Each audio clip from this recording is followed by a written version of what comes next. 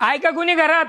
याचा जाळ झाला मेल्याचा. सकाळी सकाळी भीक मागायला लाज नाही वाटत का? पुढची गल्ली बघ. ए बाबा, भीक मागायची तर माणसं पाहून तरी मागायची. त्याचे खायचे वांद्याचे काय तुला भीक देणार? मला म्हणलं असं दिलं रुपये दोन. अहो मी भीक मागायला नाही आलो, मी जनगणनेसाठी आलोय. घरात करता पुरुष कोण आहे ते सांगा. माझा नवरा आहे. हा हाय हिचा नवरा हाय.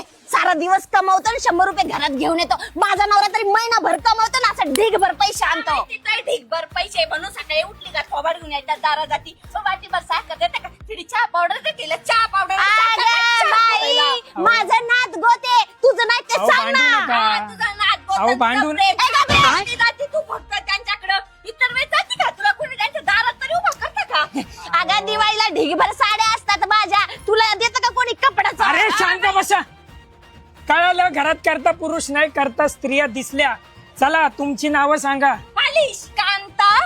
ए, शांता. मी शांता. माझं नाव लिह कांता पहिलं. अहो. घरातली मोठी सून मी आहे. माझं अरे नाव हो. लिह. असं नका म्हणून अरे मी माझं पण- नाव लिह. अहो, माझं नाव माझं लिह. काय- ए, तिला काय रे मध्ये तुला ऐका. तुला ना मी आता ऐका. शपथ सांगते डोक्याच्या.